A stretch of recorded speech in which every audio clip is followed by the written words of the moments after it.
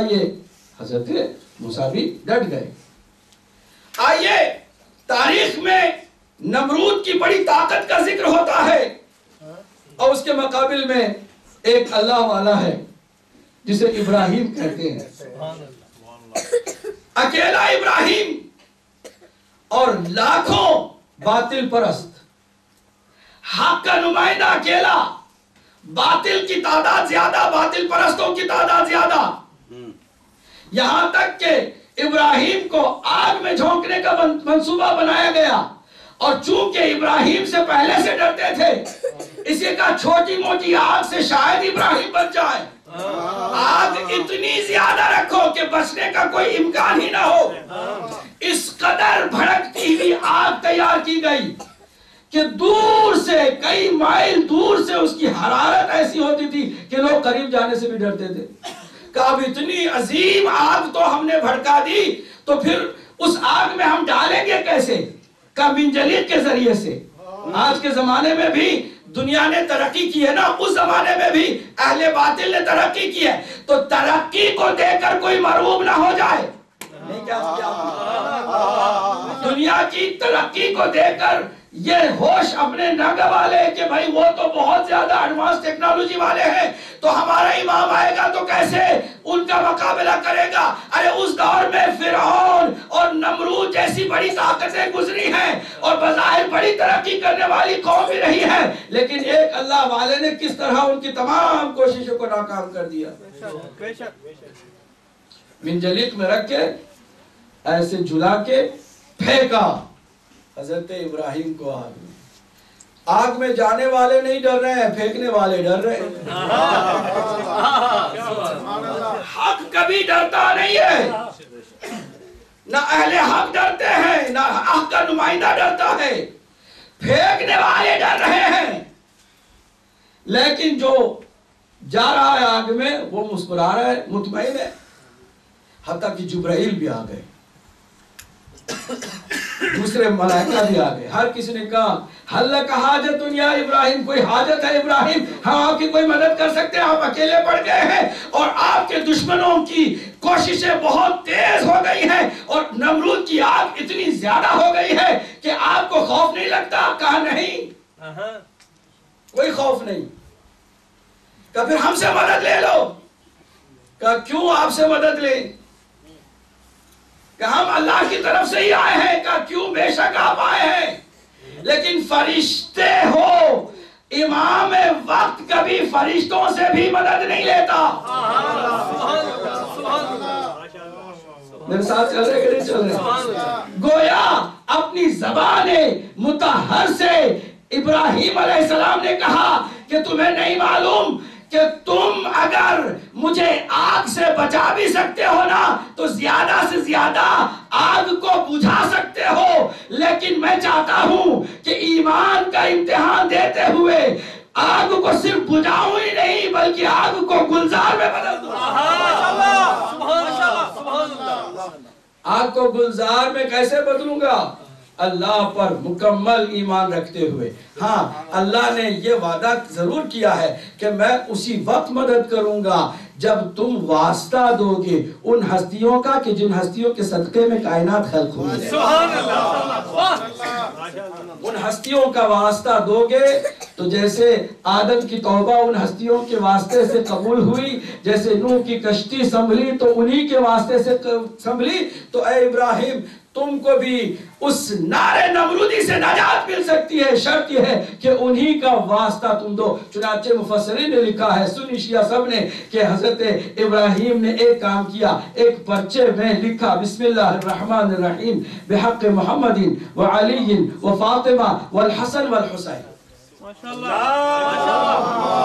सल्ले अला मुहम्मद व आले मुहम्मद। फिर उस पर्ची को आग में पहले फेंका, फिर वो खुद गए, आग गुलजार में बदल गए। दुनिया देखती रह गई कि ये हकीकत अम्र है कि जो हक वाले होते हैं वो कभी डरते नहीं है, और अल्लाह की इमदाद और मदद भी भरपूर उन्हीं को हासिल है कि जो दुश्मन से ना डरे। आइए खुद हमारे रसूल की जिंदगी में देखिए, क्या हुजूर ने कुफ्फारे कुरैश से किसी भी मैदान में खौफ खाते हुए ये कहा कि मैं तो डर गया हूं तुमसे। पैगंबर इस्लाम हरगिज नहीं। मुशरिकीन ने तो कोशिश की थी कि आपको अजियतें पहुंचाएं, तकलीफ पहुंचाए, जहां से लगातार आप पर पत्थर बरसते हो। आप बताइए कि आप उसी रास्ते को फिर से अपनाएंगे? क्या उसी रास्ते पर चलेंगे? नहीं, आप कहेंगे यार क्यों हम रिस्क लें, क्यों हम खतरे में पड़े, क्यों हम खामखा पत्थर खाएं, क्यों हम बेइज्जती अपनी करवाएं, रास्ता हम कोई और इख्तियार कर लेते हैं। लेकिन नबी मुकर्रम ने ऐसा भी नहीं किया। उसी रास्ते से हर दिन गुजरते थे, जिस रास्ते पर कांटे भी बिछाए जाते थे, पत्थर भी बरसाए जाते थे, कूड़ा भी फेंका जाता था। नबी मुकर्रम से आप पूछिए कि या रसूल अल्लाह, आप रास्ता नहीं क्यों बदलते, क्यों रास्ता नहीं बदलते? आवाज देंगे कि रास्ता हम लोगों का बदलने के लिए आए हैं, अपने रास्ते को हम नहीं बदलते, इसलिए कि हक के नुमाइंदे हैं। सुभान अल्लाह। चुनांचे दुनिया ने देखा कि उसी मक्के का यही ताजदार बन गया, यही हाकिम बन गया, और दुश्मन जलील ख्वार हुए। और जब हिजरत करके मदीने की तरफ गए हैं तो अली को अपनी जगह पर लिटाया। यकीन जानिए, इसी एक बात से मौला अली की विलायत और इमामत और खिलाफत साबित है।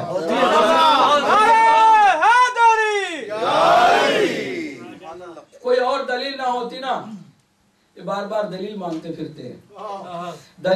दलीलों को देते जाओ, भूल जाते हैं, फिर दलील मांगते हैं, फिर दलील दो, भूल जाते हैं, फिर तय कर लिया है कि हम नहीं मानेंगे। जब तय कर लिया नहीं मानेंगे तो फिर कोई फायदा नहीं। भैंस के सामने फांसी बचाने का क्या फायदा? वो जब सुनने के लिए तैयार, सुनकर भी समझने के लिए तैयार नहीं है।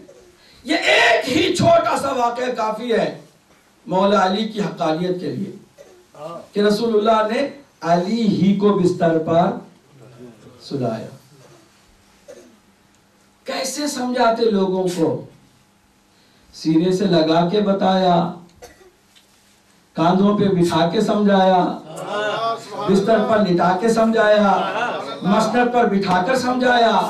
इसके बावजूद समझ में ना आए तो किसका कसूर है इसमें? और जाते हुए कहा कि अली, जिस की अमानतें हैं उसकी अमानतों को लौटा करके तुम भी आ जाना मदीने की तरफ। ना टाइम इतना था कि हुजूर किसकी अमानत को किसके नाम से तफसील के साथ बताएं।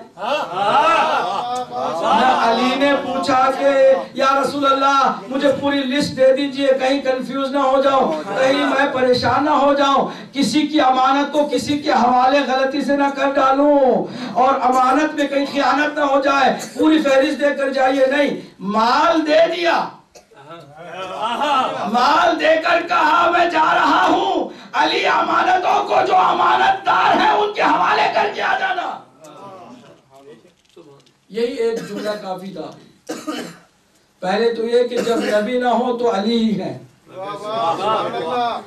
और जब नबी ना हो तो अली नबी की जगह पर है, नबी जैसे ही है, नबी जैसा काम ही कर रहे हैं। और ऐसे अमीन हैं कि जो अमानतें देकर कुफार बैठे हुए थे ना नबी मुकर्रम को कत्ल करने की प्लानिंग में, उनमें से किसी एक ने भी नहीं कहा कि भाई हम तो कत्ल करने चले हैं अब्दुल्ला के यतीम को, लेकिन पहले अमानतें तो पहले ले लें, लेकर के फिर कत्ल करें। नहीं, अमानतों की उनको कोई फिक्र नहीं हुई। क्यों? वो जानते थे कि मोहम्मद ऐसा अमीन है कि वो इस दुनिया से भी जाएगा तो अमानतदारी का ख्याल रखेगा, उसी के हवाले करके जाएगा जो उसकी तरह हूबहू अमीन हो। चुनांचे मौला अली अलैहिस्सलाम के हवाले किया। बराए खुशनुदी हबीब खुदा खत्मुल अंबिया मुरंतर सलावत।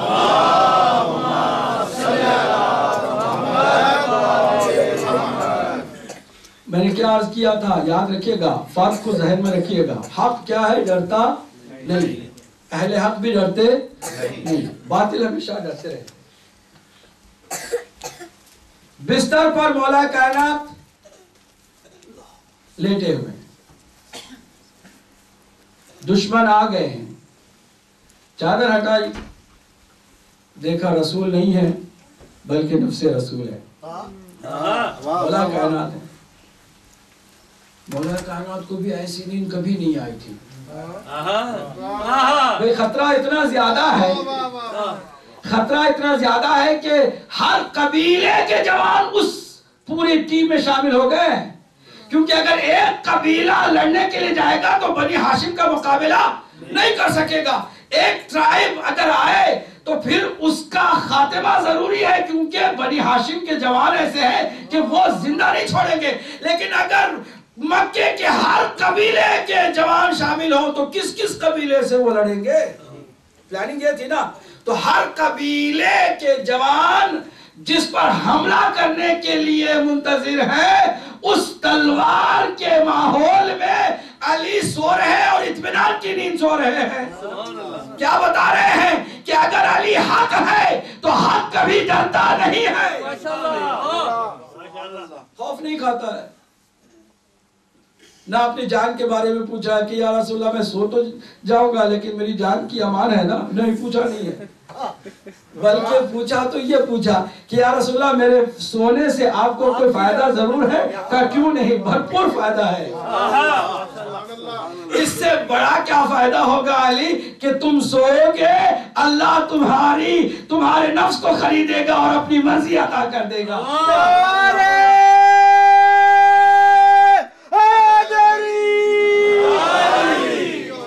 अब सुनिएगा,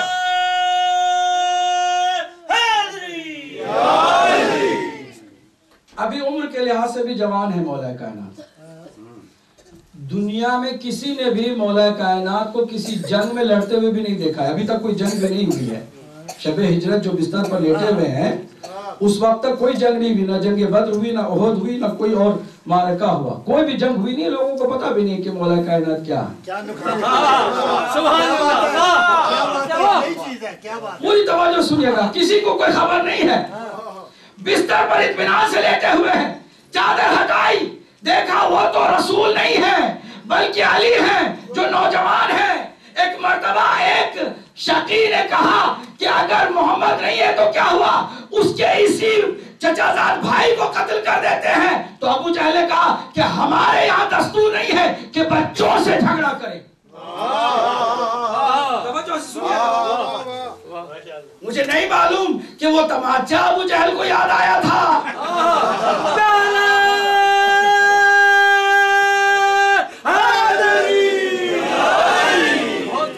वो तमाचा याद आया था जो गहवारे में अली ने रसीद किया था, या वाकई उसका ये कोई सही कहना था कि हम बच्चों से लड़ाई नहीं करते।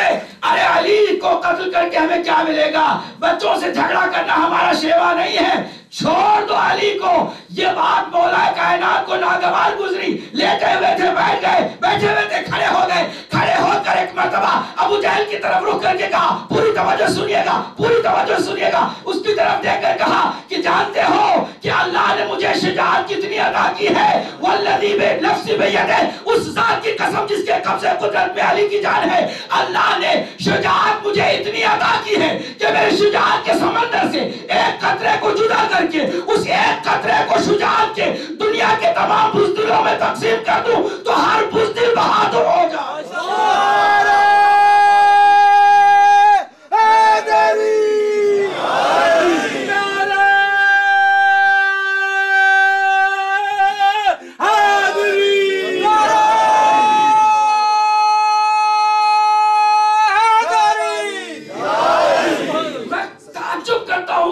अक्लमंद इंसान किस मुंह से कह सकता है कि अली से भी कोई अफजल हो सकता है?